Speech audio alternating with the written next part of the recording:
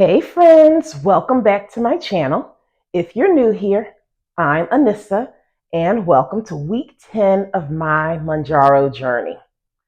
Friends, I had a full-on injection disaster for my week 10 shot. Real talk, blood everywhere. Also, I only lost half a pound and I think I know why. Now, quick note, I am not a doctor. I have no medical expertise. This is simply my story. So if you have any questions or medical needs, please make sure that you talk to your provider before you make any changes to your plan. So let's get right into it. If you don't know this, I am a breast cancer survivor, and it's been years ago. I had surgery in 2013, and in order to reconstruct my boobies, they took fat from my tummy, and I had recently had a baby, so there was plenty of fat.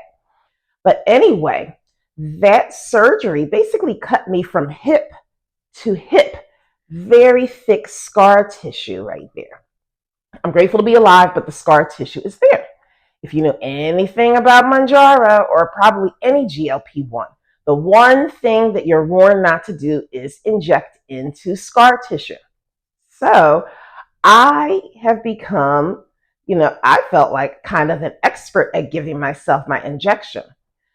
Friday, July 18th, I went to give myself my Mounjaro injection as always, but I knew I was going to use my stomach. I didn't really look at exactly where on my stomach I was injecting.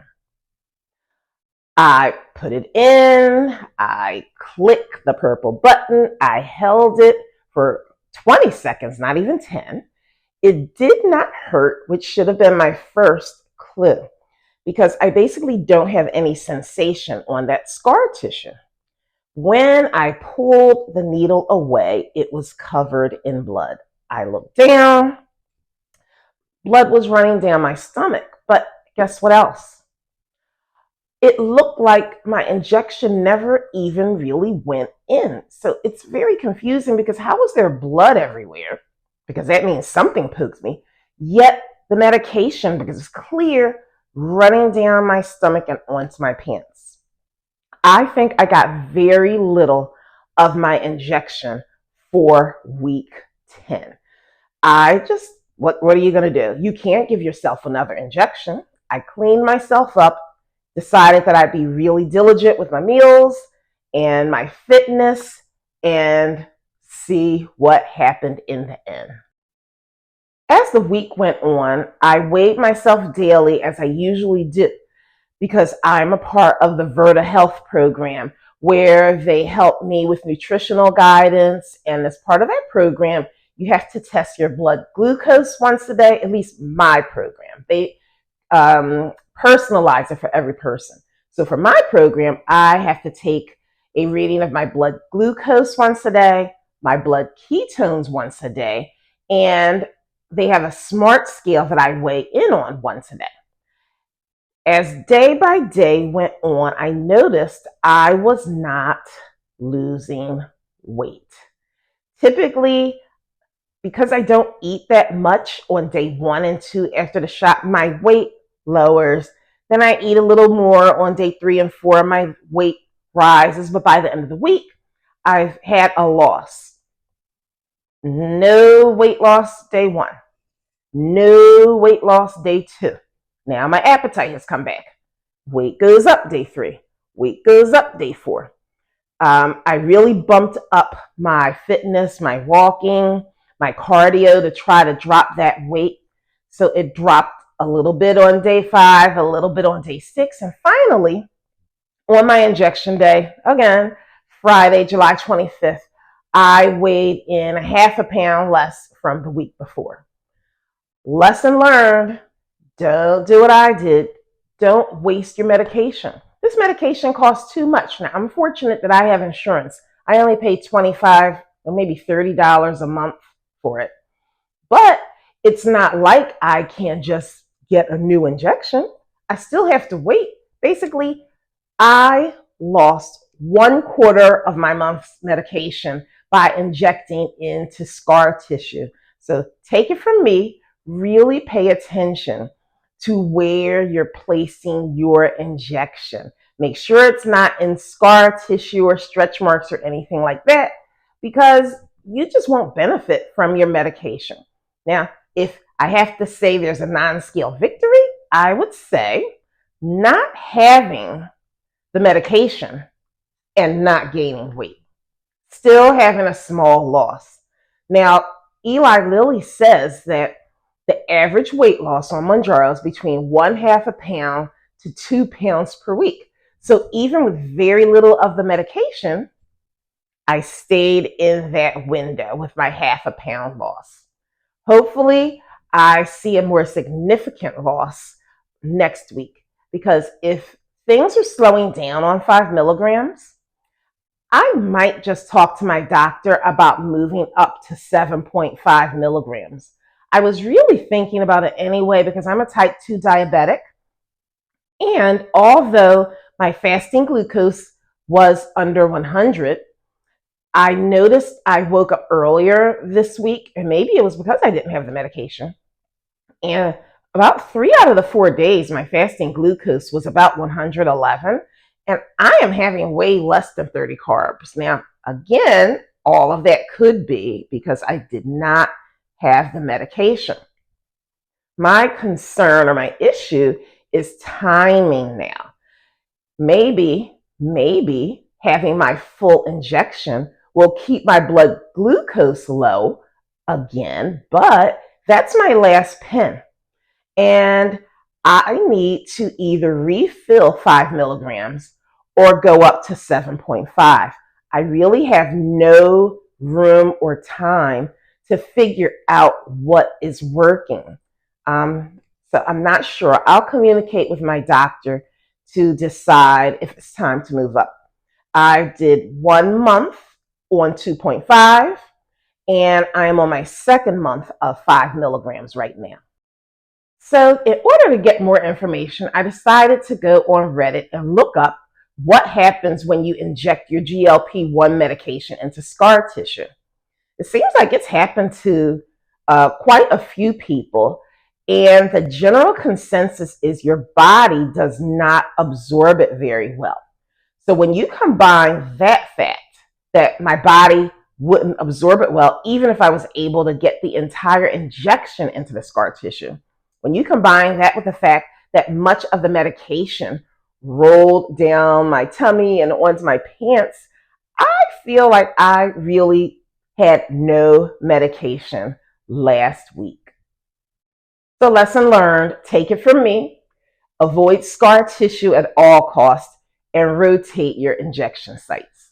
Now, like I said, I was able to have a loss, and I really worked on my meals. So let's take a quick trip down memory lane about what I was eating. Most of the time, I do not eat breakfast. I just am not a breakfast eater. I'm not hungry in the mornings. I typically have a very large coffee. Let me bend down and show you what it looks like. This right here, this is 40 ounces, no, 32 ounces. I don't drink 32 ounces of caffeine though. Basically what I do is I make a pot of coffee that's half decaf and half caffeine. And if you watched my previous video, which I'll link right here, I shared that since I've started Mounjaro, I cannot drink a lot of caffeine. And I guess it's because things sit in your stomach and you digest them slowly. I'll have insomnia. So I don't even know why I fill that big cup up with the coffee, because around 11 o'clock, I still have half of it left and I dump it out because I don't want any more caffeine. So my breakfast typically, except on injection day, is this cup of coffee with about 2 ounces of Premier Protein, 2 scoops of my Vital Collagen peptides. That lasts me until lunchtime. Last week, my air fryer really got a workout. Every day I either air fried party wings or chicken drumsticks. And I paired that with some sort of green vegetable, whether it was like 2 cups of a salad or 1 cup of cooked green beans or 1 cup of stir-fried vegetables. I'm low carb right now as I try to lower my blood glucose. So you're never going to hear me having things like potatoes or rice or other starchy foods just because I have not repaired myself enough for my blood glucose to stay normal if I eat things like that. I'm trying to increase my level of insulin, I guess you call it sensitivity. So that's why most of my carbs are coming from green vegetables or non-starchy vegetables. So that's lunch.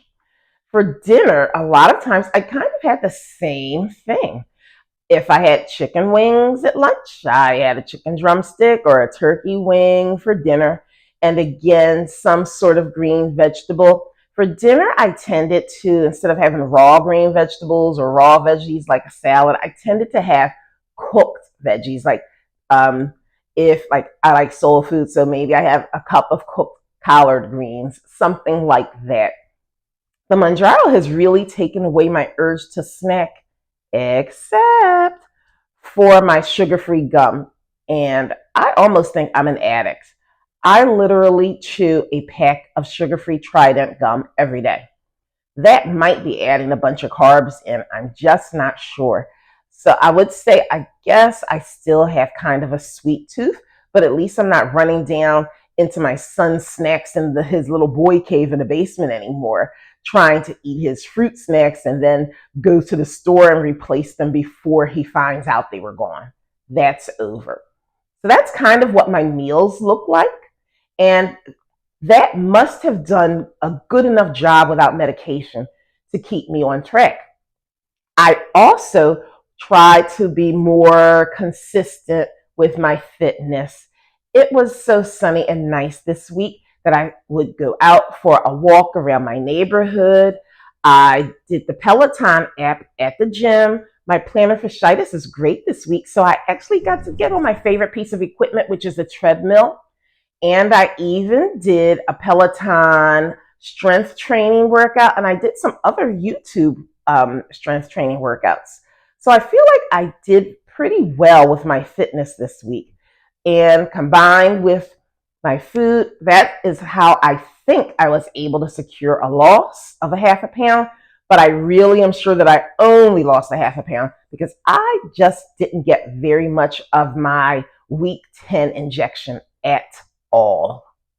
I do want to share one quick and easy and delicious lunch that I found toward the end of the week.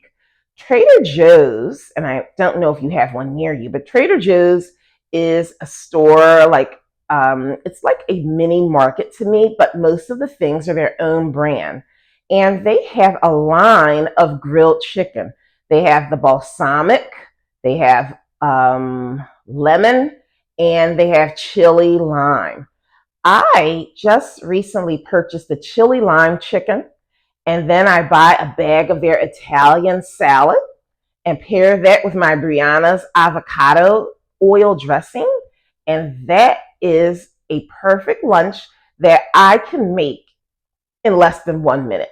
I do have a food scale, so I'll weigh out 5 ounces of the chili lime chicken, get a measuring cup, 2 cups of that salad, a measuring spoon, 2 tablespoons of my dressing, and then stir and mix. Quick and easy lunch that's healthy and filling too. Now, I just want to thank all of you for showing up for me each week. Thank you for subscribing. This community means everything. It is just so helpful. If you had a rough patch this week, I hope the next week is better for you. Also, drop a comment, drop a green heart. Let me know that you're listening. Tell me what your non-scale victories were this week. Also, please like, subscribe, and share this video. It really helps to support my channel because I do have a goal to reach 1,000 subscribers. I'll see you on Friday with my GLP-1 weight reset to kind of let you know how the week went. Bye-bye.